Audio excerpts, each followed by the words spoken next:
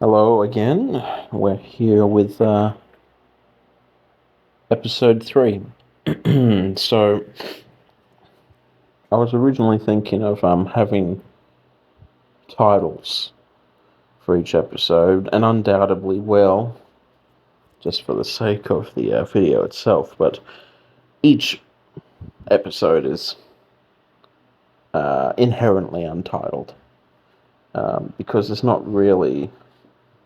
There was going to be a subject matter, but I found that, especially in the past, because I've always thought about audio visual kind of guides or recordings as a good way for to share yourself with people, really. Sometimes just listening to a voice can inspire or evoke certain feelings from a person. Um, and so that's kind of where we are now with this, but I didn't want to structure it too much. I didn't want a script. I didn't want a title.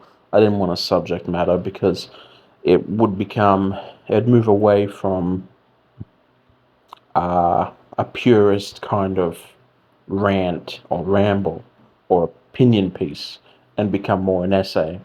And of course, I love essays. I probably watch 2 or 3 a day on YouTube just about random stuff. And in fact, they're some of the best short form media you can consume, in my opinion. You know, you can just sit down and enjoy a 20 to 30 minute video about something that otherwise would never have really had relevancy, like Star Wars, lore, or random physics questions, or art. Art's especially good for those kind of essays because there's just so many different takes and perspectives. You can type in a single art piece and get hundreds of different videos, all different takes on the same piece. You know, like I was watching one about Nighthawks. Now, if you're not, I'm just trying to think. If was it Nerdwriter? Nerdwriter's great for essays, mind you, but Nighthawks is a.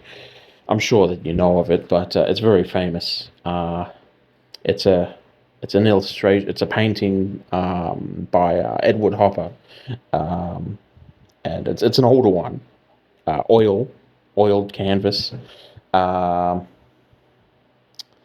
and it's of a diner at night. And so the essay went on to talk about um,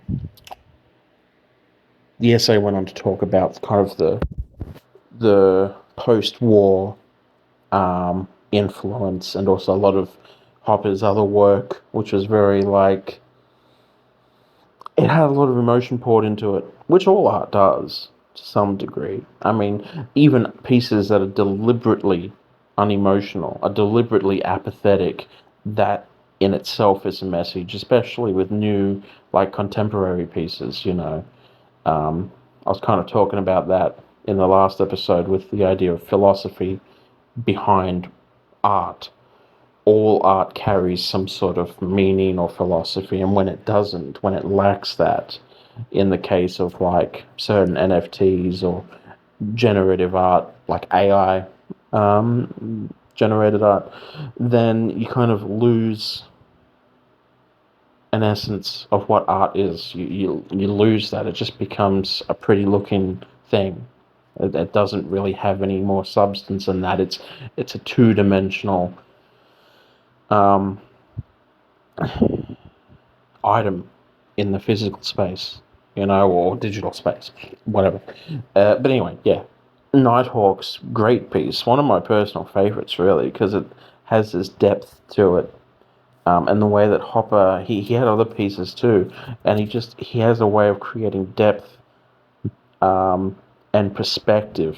Because this one painting, it's kind of on an angled shot, an exterior shot, and it's looking through the glass and it's lit, but then he's casted shadows and light outside of the window.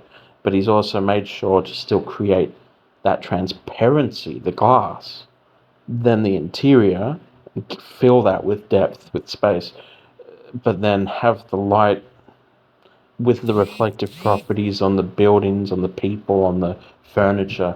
Um, oh, it's just brilliant, really. And then, if you were to dive into the meanings of it, which is different for everyone, really, to me, because the main focus goes on the man at the bar, and he's sitting alone, and adjacent from him is another man and a woman, and I would say, his head's kind of tilted and his hat's on, and especially like when I was watching the essay, they were full of theories. I won't really go into that, but my take on it is kind of maybe isolation, and it's Nighthawks. It's evocative of kind of that late night pessimism.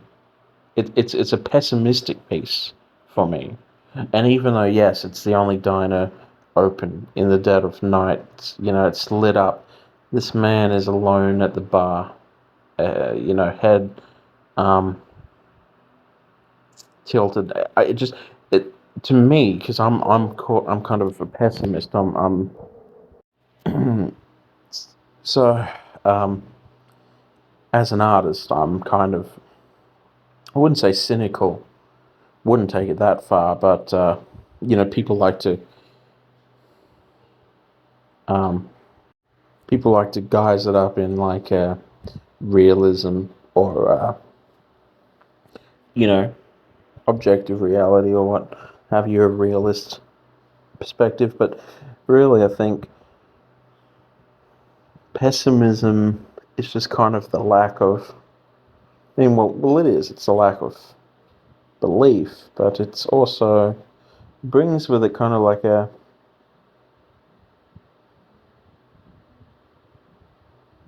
grey, a greyness. It's not necessarily blue. You're not.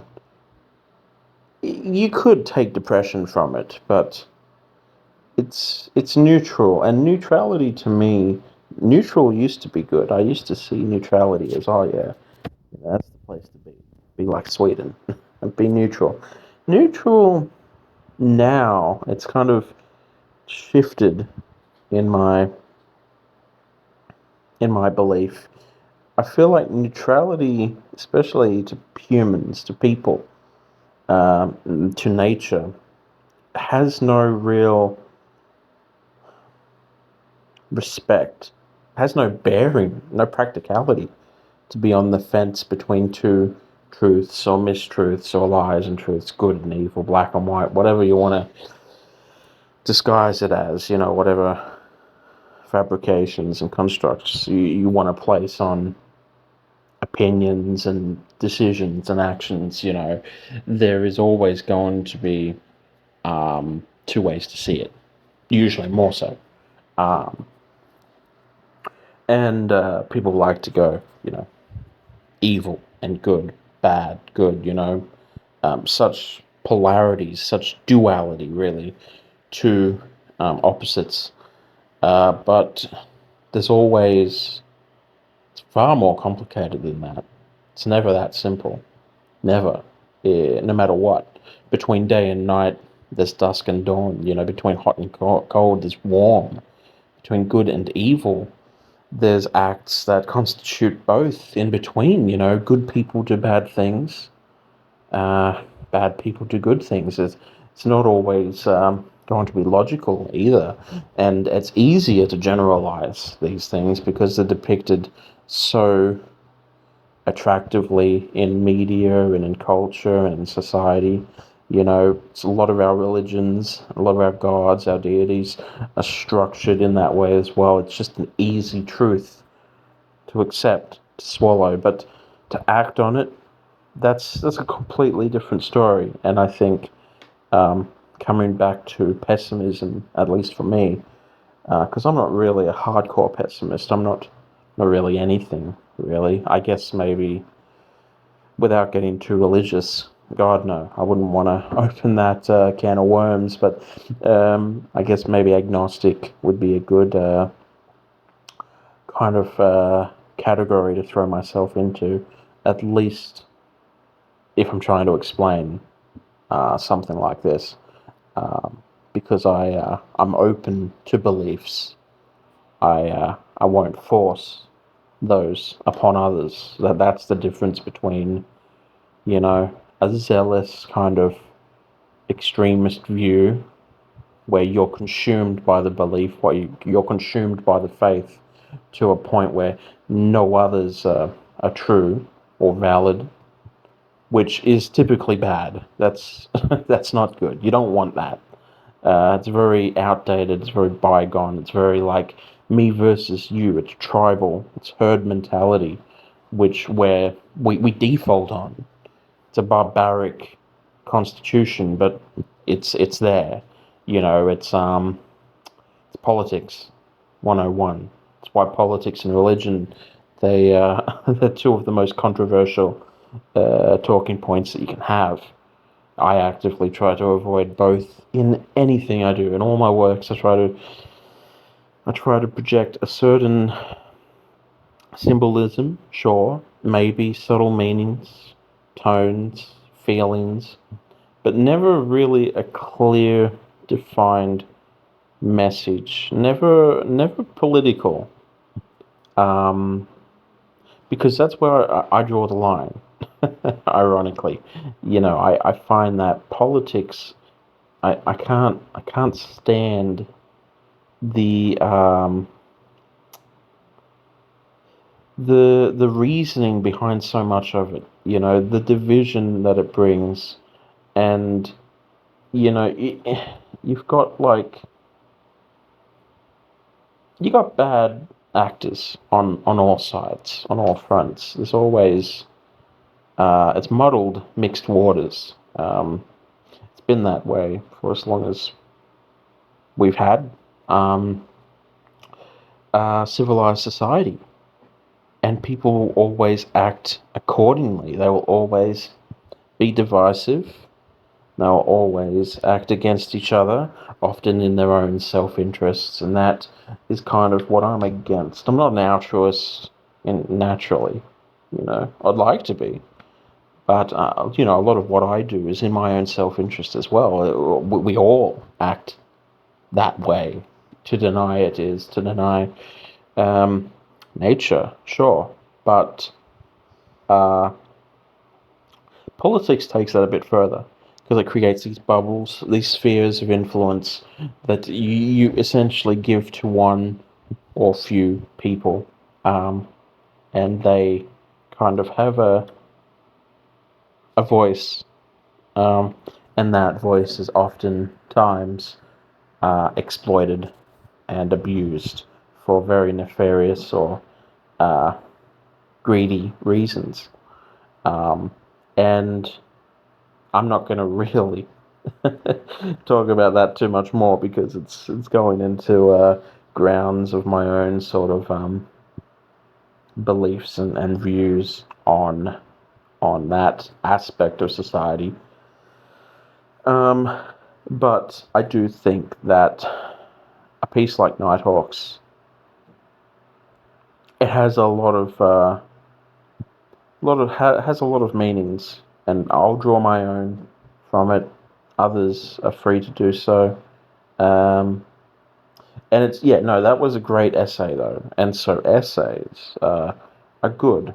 They serve a great entertainment for me while I'm having lunch or in between work or art or whatever it is I'm doing. And a lot of the time they're short form content, and even if they're not, even if they are longer, we're talking a few hours now. Depending on the subject matter, if it interests you, then it's surely not time lost. But that's not what I wanted this to be. I did not want this to be an essay. I didn't want to provide a list of sources. I didn't want to provide a reference and subject matter. None of that.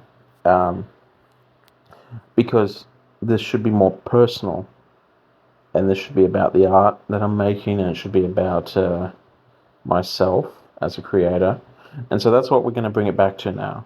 So now that we've had that little opening rant, which I do apologize for, um, when I kind of start these, it's like starting a new canvas. I don't really know where to align my thoughts. I don't really know what to um, touch upon first, because I worry that maybe I'm going into like maybe I'm being too vague or being too opinionated or just talking about things that don't make a lot of sense to people, because my mind is quite it's structured in a unorthodox way. Um, Part of that might be the OCD to blame, which I've always suffered from. Uh, it's a nasty bit of business. It's I don't really like talking about myself too much. Hell, I hate the idea of narcissism. Um, I like being humbled where I can, uh, mostly because it means that I've had a lapse in judgment, or I've been conducting myself in some way wrong. So if someone can address that, that's always lovely. Um, I like to be self-aware, to an extent, not overtly, to the point where you're just criticizing everything and anything for the sake of it, because that's pretentious. It's kind of the same reason why you'd kind of sit down in front of an art piece and to talk about it for hours on end. I think that is pretentious. You can sit down for a brief time and talk about an art piece and talk about interests and loves and passions and bring it all back around into one concise, fluid movement of thought. That's fine. But if you sit there and you're just self-promoting, self-indulging your own works, you're actively participating in an act of hubris, an act of narcissism, in my humble opinion. Um, and so I, I try to avoid that, because even though this is about art, and I will touch on each piece, that's kind of why I started the whole thing, and I haven't even done it yet. um, just watching the seconds fly by in the clock in my head, I guess. But um, I like to create a lot of context, because context is everything. And if you can provide context and also familiarity with the person who's creating this, even though I'm not talking to you directly, it's not like a one-to-one exchange. You're not validating my thoughts, my criticisms, my doubts, my ambitions. You can still be a silent contributor by listening and feeding this with your own thoughts, your own feelings, however you feel about that, and hopefully, in that sense, it's valued, it's validated, and that's all. That's all the validation I need. I was in a open forum a week ago when I was first starting the social media stuff, and I put a bunch of my art up, my worst pieces, in my opinion. Put my worst pieces up for criticism, because critics are great, you know. And most of the criticism was quite valid. It was very positive. In fact, I wouldn't even call them critics at this point. Most of them were fans, which is lovely. Um, and then there were a few negative uh, actors, which, I valued that as well, because all feedback is good, even when it isn't. And you have to respect the critic, because we are our own critics. Um, It'd be kind of hypocritical not to at least hear out or respect the opinion of another, even if that isn't in line with your own thoughts and feelings. That's the basis of a give and take, of a quid pro quo, which is what I was asking for. But then there was this one. Anyway, the point I'm getting to is there was this one particular person, and they were especially kind of um, rough. Uh, they were kind of a bit negative, extremist. They were kind of going above and beyond the necessity of the post, and I responded in kind. I basically just addressed that I thought it was quite rude, and that I didn't really appreciate it. There was no constructive feedback there. In the end, just to give you context, we worked it out, and all is well. It's quite. It was just a bit of a misunderstanding, really, because communication is key. You should always try to, hate, anger, negativity. These are a waste byproducts. They should be thrown to the curbside. There's no place in your mind. There's no room in your life. There's no time on the clock for those things. They're necessary as a contrast. They're contrasting agent to the good times. You need bad stuff to show you the good, sure. But holding on to those things, actively using them, that's a practice in failure as a person. Even if you're not a successful person, in personal or professionally or whatever it might be, if you practice hate, that is like one of the biggest failings as a person. I cannot stress that enough. I think um, even when people anger me, I always try to neutralize it in my mind. I always try to bring it back down and hold on to something, like whether it's comedy, sarcasm, satire, self deprecation, you know, grief, sadness. I always try to ground myself back down, and I go, is this really worth getting so emotionally invested? So worked up, so aggressive, so primal, even. And most of the time, it's not worth it. Um, and so I always try to bring that back down. But anyway, in between, we were talking, and he basically brought up, he said, the artist's ego is so fragile, and artists always try to validate themselves. And I thought to myself, well, I don't think so. I mean, it does. It depends on the artist, but and this is how it ties into um, to my conversation here. Uh, as long as you're not actively participating in your own indulgence, your own narcissism, your own egotism, then you're not seeking validation. You're not seeking um, it's you're sharing work out of pure creativity and out of the need to create and to share. That's what it means to be a creator. To get recognized, there's a very fine line between appreciation and gratitude, and narcissism and hubris, and you walk that line. But as long as you don't surpass it, as long as you always stay humble and conscious of your place as the creator, and the value and service that your audience brings, which is always, you're always in service to your audience and to the art.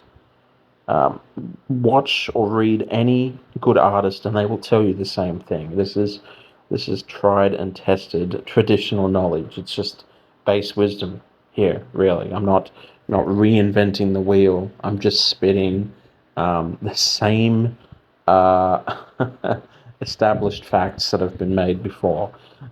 Whether you want to take them as a fact, that's on you. But personally, I do. I find that as an artist, you are in service to your audience and to your art, to your craft. And so you always try to create something that is worth being seen. That's like the first, worth being seen by yourself. Because if you don't like it, how can you expect others to? That's kind of, that was actually one of the motivating factors for me when I started making art, was I wanted to see things that just weren't there.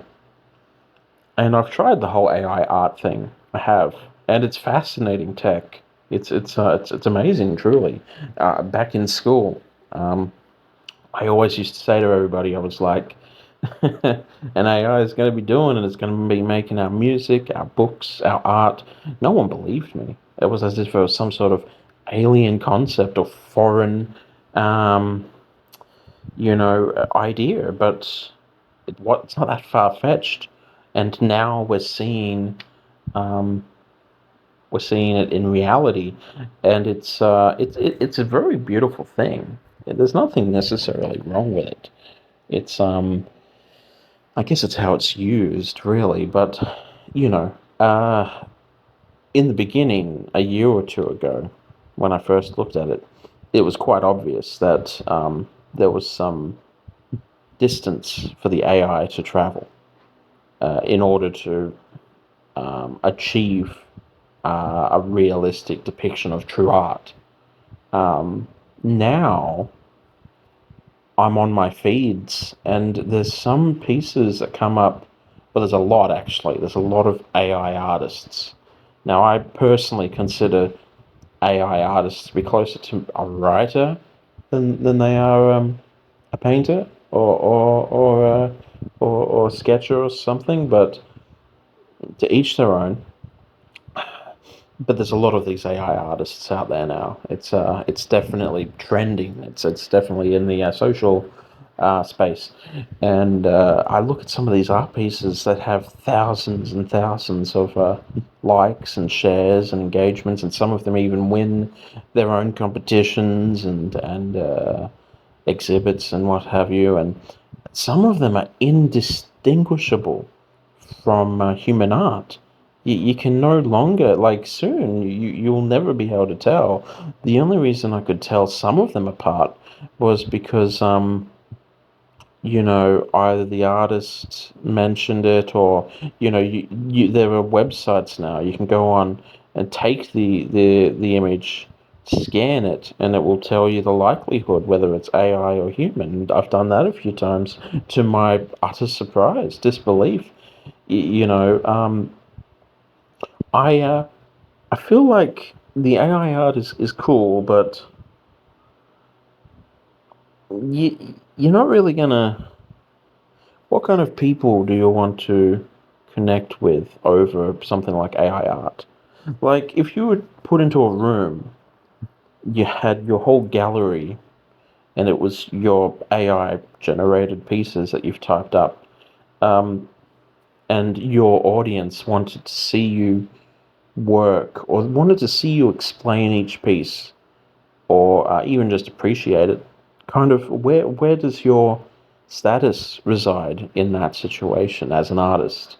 Do you talk about how long you've spent trying to create the prompt, or how you got the idea to make that AI art, or do you when they ask you to make another, to pull up your laptop and type in some keywords? Like, the artist separation there is quite distinct when you put it on show like that, when you break it down and show what it is, which is really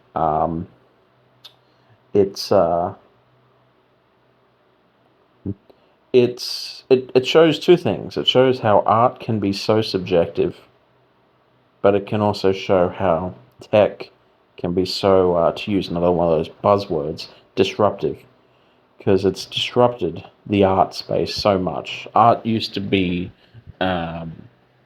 art used to be different. Art used to be viewed quite differently. There was always a sense of effort, scale, production, and I think signature in each piece. But now, when an AI can just create that without thoughts, without feelings, without time, uh, I think we're moving into an age where imperfection becomes more signature than perfection. Because when the art can just be produced like that, mass produced at a whim, at nearly no cost to the creator, we will have to start to prioritize and value um, the human touches, the imperfections, the the intentions and the meanings behind pieces, and I think it's the beauty in it. I think AI art isn't something necessarily to hate. I mean, I know there's a lot of negative and positive reactions to it, fair from both sides. I could see it both ways. I could actively despise it for throwing out the artist's ability to. It makes it more difficult now for artists. There's no distinction there, but I can also love it for the potential that it provides, for the inspiration, the muses. If I'm ever at a blank, I could just type something into a chatbot, and it could give me any kind of musing or inspiration I'd like. I love having that opportunity there. That's brilliant. If I was a less um, if I was a less particular artist, I'd probably even share AI generated pieces. In fact, I have. One of my earlier collections, which was the Scream Teller, I did these movie posters up on my phone, and it was for these like old 1950s horror kind of episodes that I wanted to do. And I couldn't be bothered to um, draw or sketch up the each poster, but I knew what I wanted the posters to look like. And so I was using, this was like 6 to 12 months ago, so the AI wasn't quite perfect then. It's a lot better now. I used the AI to make these cool, tasteful black and white images, and then I designed the posters on top. And so I made a whole series of them, like 20, and I loved it. It was great. And so, that was an example of using AI to help enhance the creative process. But there was still a lot of input from my side, so not to say that completely validates it and makes it art. It's still a partial mixed media work. I didn't do the majority of the graphics that are present, and I recognize that as someone that spends hours on shapes and putting them together to form pictures, trial and error over and over again. Oftentimes, when you see a piece that I put up, there's been two or three that I've deleted out of either frustration or imperfection or a combination of all. Like if it doesn't look quite right, if somewhere in between or the end product it just didn't capture that look, it usually gets scrapped. I mean, I've got a ton of scrappings that I will eventually post as well, to kind of further explore that and share it. But point is, when you see something that I've put up that I've actually worked on, it's usually a culmination of a lot of hours and a lot of just kind of, you know, I might have a certain idea, and then by the end of it, it might have slightly morphed into something more or something less, but it was still good. I still liked it. Sometimes less is more, sometimes more is more. Minimalism is not really minimal when it comes down to it. It's all about execution. If you do one line too many, it becomes a mess. If you do one line too few, it becomes like a doodle or something, a kid's drawing.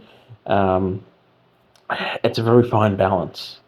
Same thing with colors. Overdo the colors, it becomes like a collage or something. Underdo the colors, and you're just doing like um,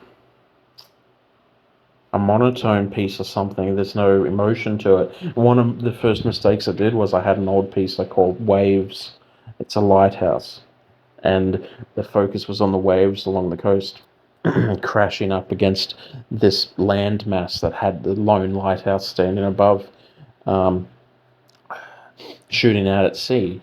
And the beam of light, originally it was going to be a simple black and white, because I thought that was quite nice. And I thought, yeah, this is the focus should be on the waves and the light, and so they should both be the white, which was the more prominent accent, but the black would be the grounding. That would be the kind of the bold contrast. And I originally published it like that. I put it up through the render, vectored the lines, what have you, had it done. But then I remember I put it up for a criticism because I considered it also one of my weaker pieces anyway. It was one of the older ones. Um, and so it had the grain, because one way to tell my newer work from my older work is that I went through this phase where I saw a lot of artists and their digital work, especially with AI stuff. They would always put like a noise, a grain over the image, and it would add a really nice aesthetic, like a more realist kind of almost physical touch to it. It add texture. And I liked that, and I thought, okay, yeah, no, when I'm making some pieces, I'd add this grain and noise. But the problem was, when I was making it, the software didn't properly display the noise. And so when it finally got through the rendering process, the noise was like 2 or 3 times worse than it should have been. And so when I was sharing it, like it just looked like this mess, just looked like this noisy, dotted out picture. It looked horrible. Coloring was all off, the shapes were all bad. So then I had to put them all back through, um, to reduce the noise, and the process itself was quite messy, as you can imagine. And so here I am going back and forth with these works that were done, and it fixed it. It did. It kind of brought it back to how I originally saw it, but then those old pieces kind of um, reflected a stage of my artistry where I wanted a certain look. I was still figuring out exactly how I wanted my art, because in the beginning I started with line art. So I'd have my tablet, I'd have the stylus, and I'd just draw out smooth vectored lines, faces, animals, shapes, stuff like that. And it was really easy to print on because they would go straight to SVG. You'd have yourself the high quality print right there. And it would transparent really nicely and everything. And I've still got those. I've still got all those line arts, and they're quite nice. But line art is it's been done a lot, and it's, to be quite frank, when I looked at mine and I looked at others, I thought, oh well, my line art's good, certainly my own, but it's been done better. There are artists out there that's their thing, that's their style. The line art is great. They own that. They it's that's another artist's game. And so I kind of moved away slowly from the line art, but it was still always about tones. It was always about black and whites and shapes and colors and spaces. And I went into more uh, full pieces, to say the least, more graphically intensive. And I use that word because a lot of the time when I was making the more ambitious projects, I've got maybe a handful of like what I call ambitious projects, ones where they've taken like several hours to days to finish. And the actual software, from the making to the saving to the rendering, especially when like vectoring, it would struggle to pick up all the subtle lines and textures that were there. And often I'd have to go through, and it was tedious. I'd have to highlight each grid or each shape better in order for it to even clean that up. Because when you're making the lines, no matter what resolution you're doing it in, the lines, when it's saved, when it's coming out, it's jagged. The pixels are up there, but they're present. That's the byproduct of working with pixels. It's the byproduct of working digitally. It's the byproduct of working with shapes and lines and colors and spaces on a computer. And that jaggedness, that's kind of, I originally didn't mind it, but then I thought, as I developed my style more, I realized I didn't want that. And so I used to think, okay, well, I'll just throw it into a vector, Photoshop or Inkscape, and I'll just vector it up, easy peasy. And so I used to do that too, and the results were really bad because I wasn't mindful. I hadn't developed the skill to be mindful of the vector before I started the piece.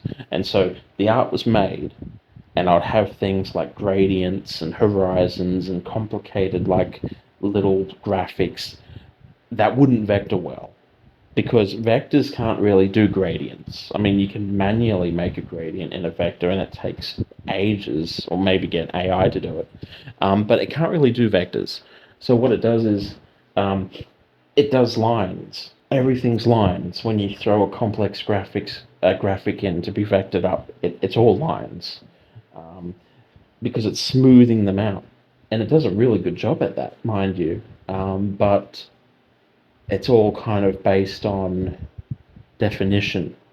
So if you've got a lot of circles or a lot of like shadows, it ends up being horrible. And so I ended up having that problem a lot, until I finally figured out that I needed to do one of two things. I needed to stop vectoring my art, which means that the rough lines would come back, but it would probably translate clearer on picture. Like, if you were to print it or if you were to put it up on your phone or computer, it would probably look crisper, ironically, which is the opposite of what you're doing, but it's because of the pixels on the screen. Um, Either I did that, or I started to design with the vectors in mind. And that's when I kind of moved away from line art and just making graphics. It went from graphic design to vector art. That was the first main jump. So I started making vector art. And so what vector art, the difference for me at least, was that vector art was, I started using shapes and colors mindful to the vector, because I knew that the vector would be at the end. And so I started with the end in mind.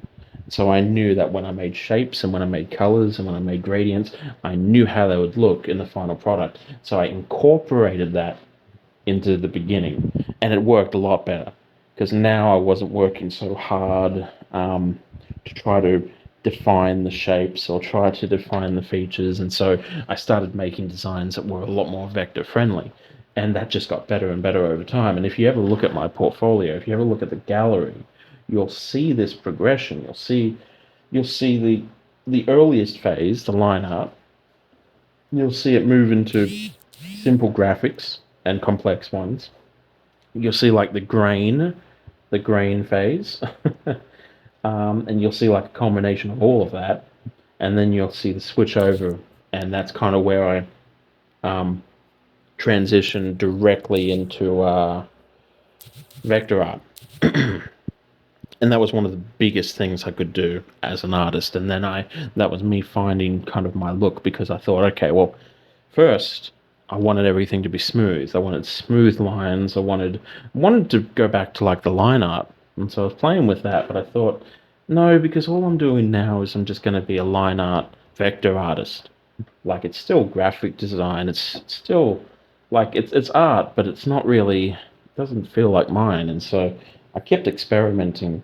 And one thing I always do is I never make the same sort of art twice. I mean, it might be similar. Like, I might do a story piece where there's like a follow up, but I'll never do the same thing twice. I'm always experimenting with shapes, with colors, with backgrounds, landscapes. I always like to just kind of see what I can do because maybe one day I'll make something like crazy good, and that'll be it.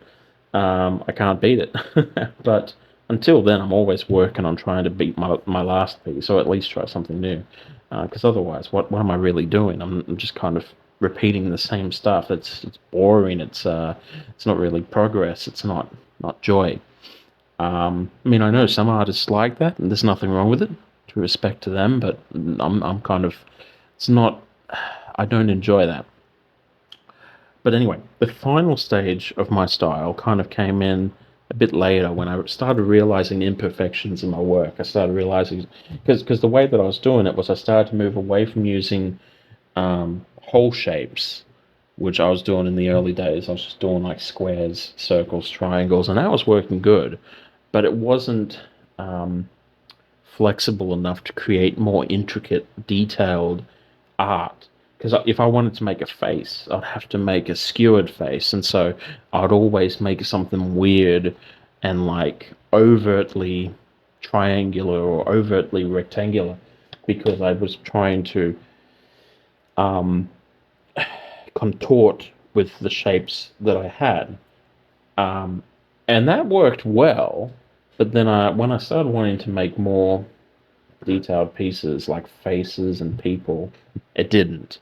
It started looking really bad, and so I moved away from that and I started moving toward just lines, because lines are the most primitive shape you can get, and I could do anything with a line. I could make a circle, I could make a square, a triangle, any shape I wanted.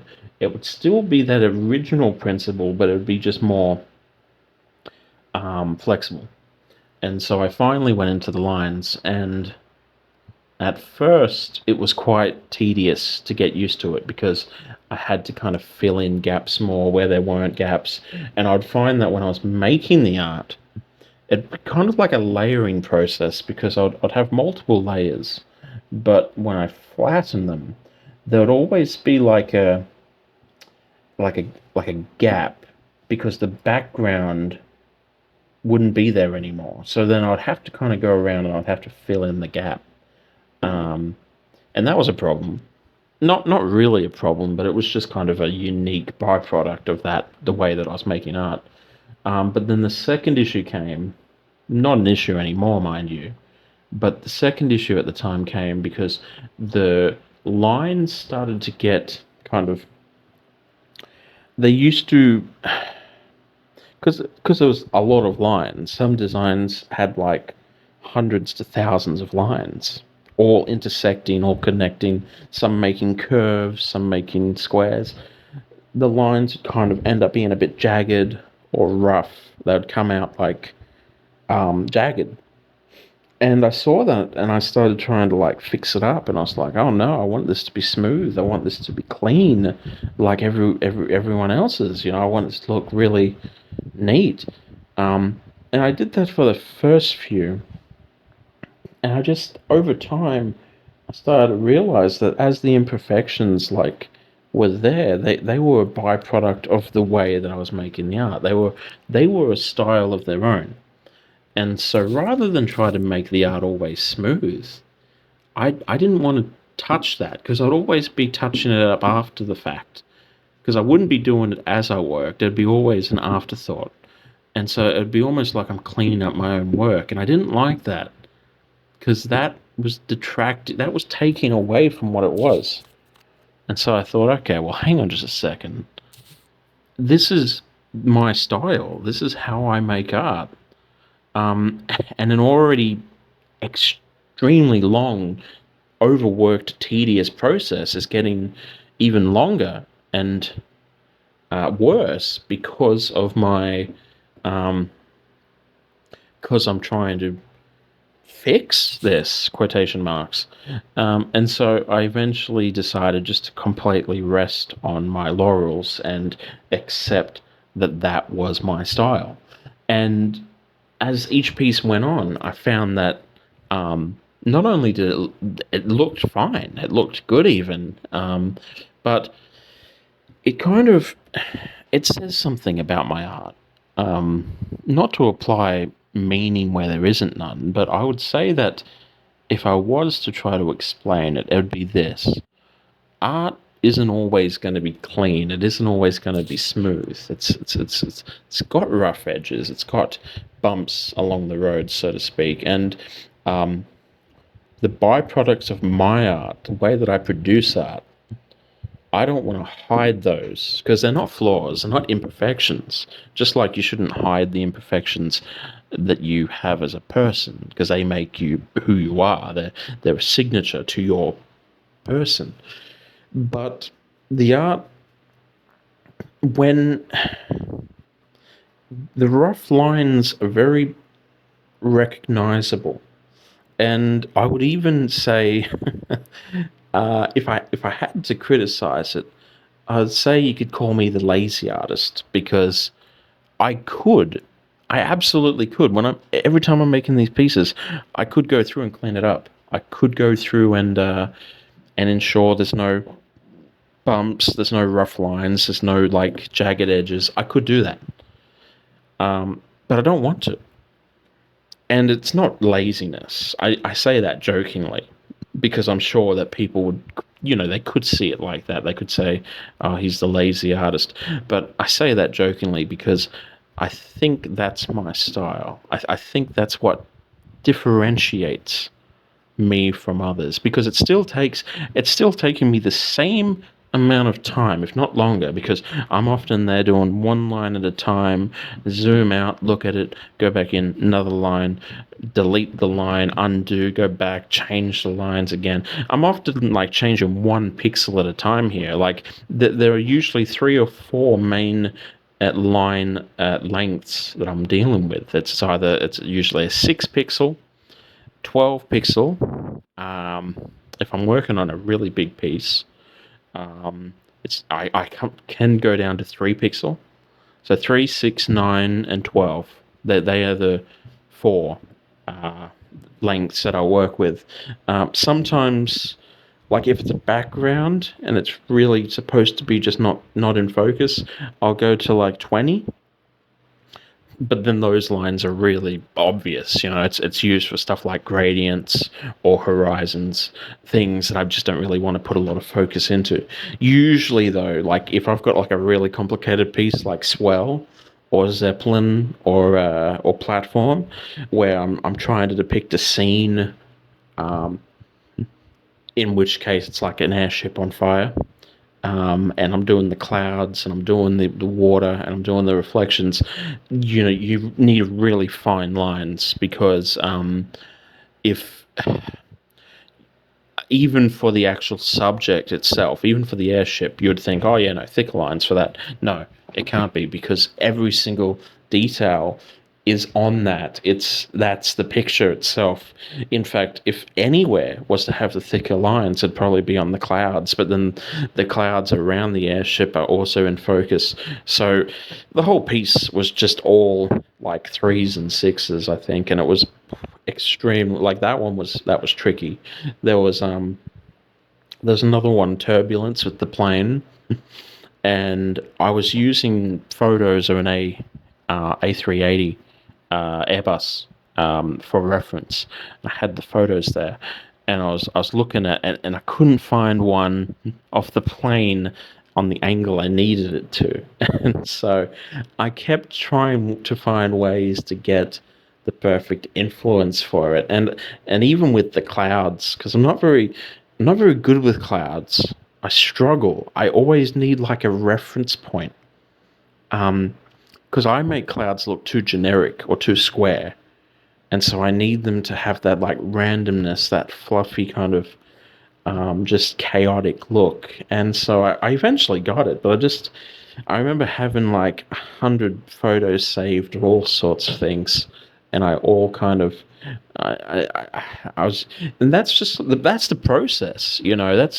That's my process. It might not be the same for everyone. Some people can just paint clouds from nothing, and that's crazy. I don't even know how people do that. I respect that greatly, but I there are times, you know, it's not always like that was a special case because that was an ambitious one. Sometimes when I'm making just a face or I'm making just like a abstract piece, which doesn't happen too often now, but um, I'll just make something. I'll just like open the canvas and I'll just start putting shapes together. One of the best examples of it, the best example, I think, and probably, I think one of my favorite pieces, and it's one of the more abstract ones, gets kind of overlooked a lot. It's called Takeoff, and so I'm an aviation nut. I love planes. I love like planes, trains, cars, boats. Who doesn't, But anyway, I love the Concorde. It's this old supersonic jet, um, commercial jet. You've probably heard of it, but anyway, it was a small little uh, delta wing type airliner. Caught on fire a lot. The engines were too close together and things. Anyway, I wanted to do a trip. I think it was like the Concorde's 100th. It was like, no, not 100th. Good God. It was, I have to look, but it was some sort of anniversary for it. I remember I did the picture to celebrate it, and I just made it out of nowhere. It took maybe 30 minutes, and it was perfect. And I thought to myself, I wish I could do more like these. And I kept trying to make recreations of it with different stuff, and I couldn't. And it really frustrated me because I was like, I can't even make my own art. And that should, to surmise and to wrap this one up, um, that should tell you everything you need to know about myself as an artist. Art doesn't come easy to me. Absolutely not. And as an artist, that should be a worry, but it isn't because I find that the processes that I use to get to the end work for me, even if it's not always easy and sometimes painful. And I think that's where you should derive the value of my art because even though some pieces look maybe incredibly simple or incredibly quick to make and put together, do not fall for the fallacy that they are because they are certainly not. In fact, I can say that the majority of the work that is shared and that's up there that I'm happy to share has taken it's taken at least every piece takes it takes longer than an hour. I'll tell you that it can take anywhere between like 2 or 3 hours, 6 hours, 10 hours, and if there's one that I'm stuck on, that can move into like a day or two, or completely just get scratched and start again. So yeah, that's it for this episode. I'm going to kind of sum up that this one was kind of a touchstone for the art. Next episode, I will absolutely stop and dive into one piece in particular at a time, and we should probably have time for at least 2 or 3 pieces per episode or something. I don't really have an idea in mind of how long this series is going to go. We're just going to kind of see how popular it gets, and then gauge the feedback from there, and then just kind of go. What I need to do is I need to kind of also double down on the promotions and the sharing because I do need to try to monetize this somehow. I don't know how yet, but I need to. The time that I'm putting into the transition into art, I know that all artists go through it, and I need to have realistic expectations, but I'm just trying to, I'm trying to put up all my old artwork, all my new stuff up as well, trying to get it up as quick as possible, and also try to get kind of try to make a following of it, so then I can try to share it with people, and people who actually want to, you know, um, admire it, to buy it, to share it. Um, I have a brand, Vanderwolf. I've had it for a while now, but it's always been sidelined by my full time work. Um, and Vanderwolf was this high quality, minimalist kind of brand that I wanted to promote. And now that I'm kind of pursuing my arts more, that's going to be the backbone of everything I do. Vanderwolf is going to kind of be, it's I don't really want to, I don't seek any like social media fame. I don't seek uh ad like advertising the hell out of my influencer status or something. I just kind of want Vanderwolf to be a medium, a platform to sell the canvases, which are very high quality, best I could find. To sell the posters, to sell like I got some merch and apparel on there. I got these really nice poly cotton hoodies because I'm a hoodie fan myself. And so it's just going to be a platform to share my art and also other people's art if they wanted. But I need to give that more thought. Anyway, on that uh, on that point, I shall leave it. Thank you for listening. I hope that I've given you comfort in the solace of the days and nights to come. And until next time, goodbye.